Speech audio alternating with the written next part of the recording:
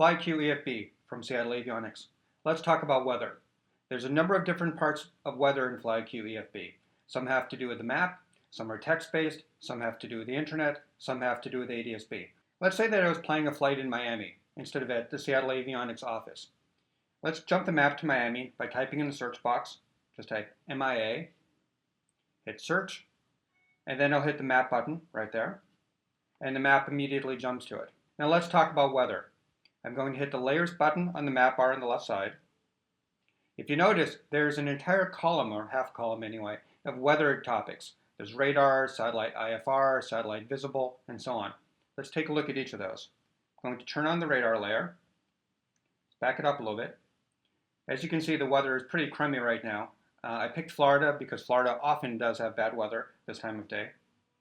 If I hit the layers button again, I can put more layers on. There's no limit to the number of layers that can be put on the map simultaneously. So I can turn on my satellite infrared. I can turn on my satellite visible layer, which is not quite the same. Satellite visible looks a little bit more like what you may expect, but as it's visible, it doesn't work at night. Let me turn off the satellite IR, and you can see kind of the difference here. So it looks a little bit different. Let's turn both satellite layers off. You can turn on the TAFs and METARs, and let's look at that in a little bit more detail. Although the weather looks pretty bad, all the dots, or at least almost all of them, are green, which means VFR conditions. So let's take a look over here. In this area, we see a number of dots. Some are green, some are yellow, some are red. Green in FlyQ EFB generally means good, so the greens are the VFR weather conditions. Yellows means in between, so those are the marginal VFRs, and the reds are IFR or low IFR. If you want to see the details on what any of those means, I'm going to tap on one of the red ones in the upper right corner of the screen. A single tap will do that. In very clear, large text, it tells me what my METAR is like. If I scroll down a little bit, I see the TAF, easy to read. Those are translated. If I prefer raw, there's a switch on the upper right corner that says raw. Switch to that. Certainly a lot more compact. We're back to translated. There's even a more button that will jump to much more detailed information about all the weather at that airport, but we'll ignore that for now. Tap off the box and it disappears. Take a look at the other weather layers. Winds aloft, let's turn that on. Now, see this? There's an arrow right now in the middle of the screen that goes 15. 15 means it's 15 knots and it's heading to the northwest. If you're flying, that arrow is dependent upon your altitude of flight. That is, if you're at 8,000 feet, those are the winds aloft at 8,000 feet. If you're on the ground, these aren't surface winds though.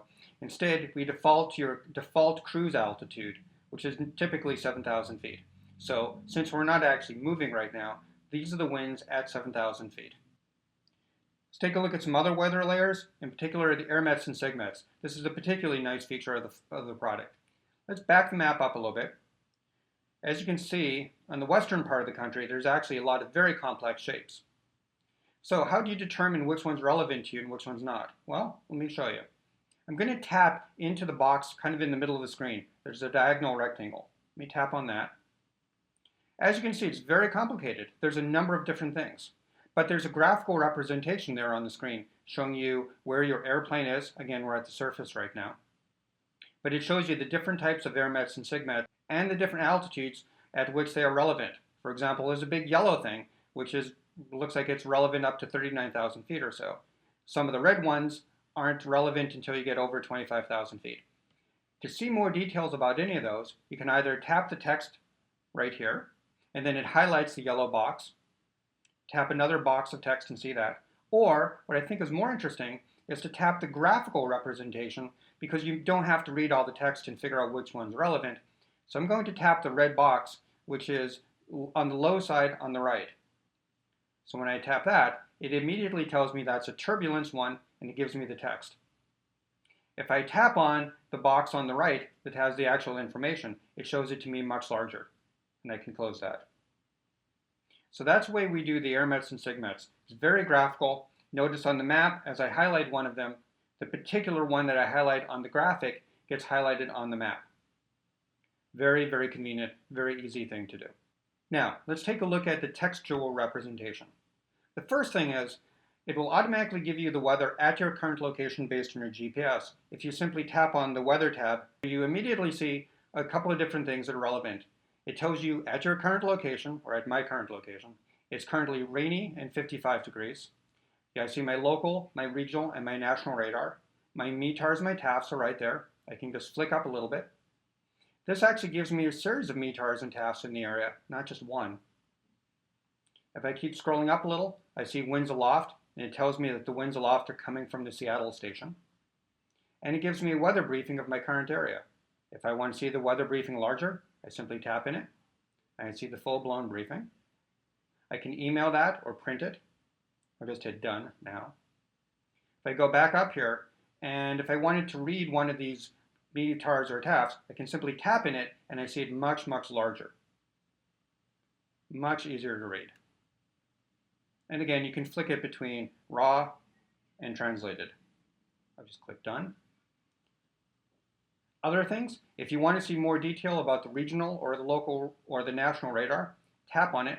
So this is the regional. It loads in a larger image, and this image is animated. On the current temperature line, the one with the rain clouds, it also has a button in the middle that says tap for a 7-day forecast. Very convenient if you're going to be at a place for a few days. So I tap on that, and as usual in Seattle this time of year, there's a lot of rain. Another great feature in FlyQ EFB is a graphical representation while you're flying of what the winds are like at different altitudes. So here, we're on a simulated flight. We're cruising at about 7,000 feet. I know that because of the gray box that's highlighting down below. And I know that right now I'm experiencing a tailwind component of about 4 knots. If I were to fly a little bit higher, like 12,000 feet, then I'm suddenly getting a little bit of a headwind component. As elsewhere in the product, green is good, red is bad. So the longer the green bar, the higher the tailwind you get. The longer the red bar, the more of a headwind component you get. And up above, you have a graphical representation of what the wind looks like relative to your aircraft. There's also Weather Gallery, the third tab over here. The Weather Gallery, for both the United States and for Canada, allows you to drill down and very quickly find information about most of the static weather graphics that you can get from the National Weather Service. For example, if I tap on freezing levels, I see my current, 3-hour, 6-hour, and so on. If I tap on current, I see that larger. There's an arrow on the left and an arrow on the right that goes to the adjacent one. So I can move from current by hitting the one on the right, and I can see my 3-hour forecast. Tap there again, I get my 6-hour, my 9-hour, and my 12-hour. All very easy to do, very, very few taps to get to that. If you want to, you can search for weather at a particular place. Like if you were thinking about flying to Kansas City, you could type in MCI, hit search. And yes, we want Kansas City International. And here's the weather in Kansas City. One other way to get weather in FlyQ EFB is to look at it for a particular airport. We talked about flying to Miami. So I'm going to go back up to my search box. And now I'm going to hit the weather tab for the Miami airport to show me what weather is like, not in my current location, but in Miami. So looks like it's rainy, but at least a lot warmer, 88 degrees. I see my local, my regional, my national radar, METARs and TAFs, and so on. In this case, by the way, you only see one METAR and one TAF because we're looking at a particular airport.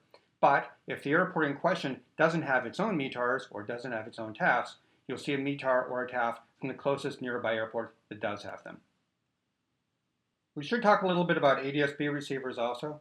FlyQ EFB uses something like 15 different ADS-B receivers. You can use a Clarity, you can use your Stratus, you can use an iLevel, you can use a Sky Radar, you can use ones from Navworks, ones from Free Flight System, Dual. There's a lot that we support, one of the great features about the product.